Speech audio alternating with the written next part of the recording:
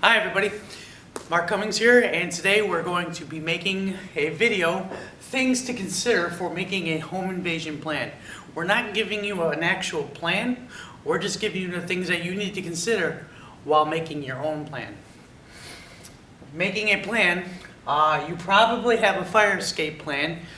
Why not a home invasion plan? You go to schools and schools will teach your kids what to do during a fire, but unfortunately any will teach kids what to do if their house is ever invaded by a bad guy.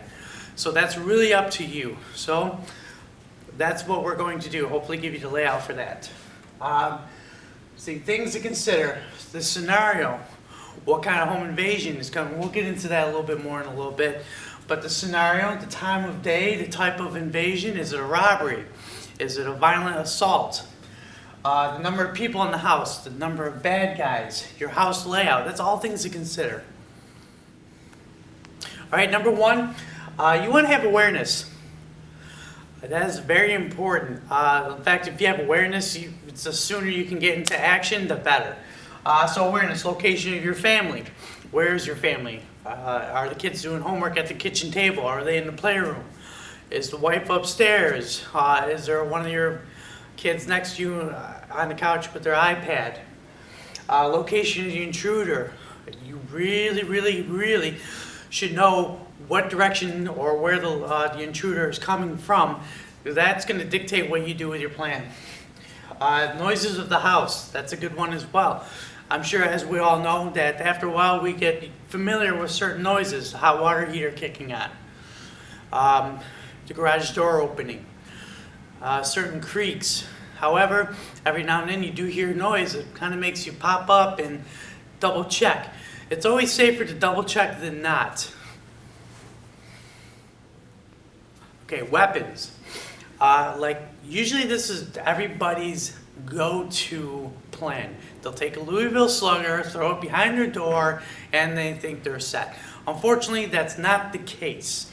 There's a lot you need to consider also when choosing the weapon. Accessibility. Do you keep that weapon on your hip? Do you keep it in a safe? Can you access that safe during a high-stress situation? Location of the weapon. Again, is it behind your door in the bedroom? Are you in the kitchen? Are you in the patio? Can you get to that weapon? Training. Are you able to use that weapon effectively during a high-stress situation? Which brings me to my other point. Is every able-bodied person able to use that weapon effectively? And what I mean by that is, are they able to use it effectively without hurting themselves and anyone else? Also, are they willing to use that weapon? The type of weapon also is going to dictate what you do with the weapon. Is it a firearm? Is it a bludgeon? Is it an edged weapon? These are all things to consider while making your plan. Okay, number three. What does the bad guy want? Usually there's only three things. First thing, body. Is it a violent or sexual assault? Is it a kidnapping? Possessions. Are they there for your TV?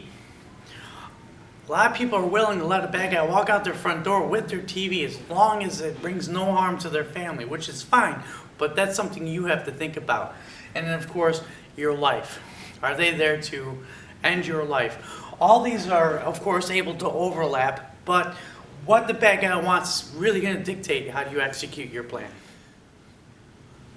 Another thing that you really have to consider during a home invasion, during making a home invasion plan, are the laws. You really want to get a hold of a good lawyer, maybe the police. However, the police aren't always going to know all the laws, so just keep that in mind.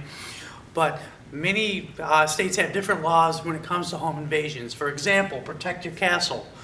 A lot of states have a protect your castle doctrine, which means that you are not required to run if someone is breaking into your home. You can stand and fight.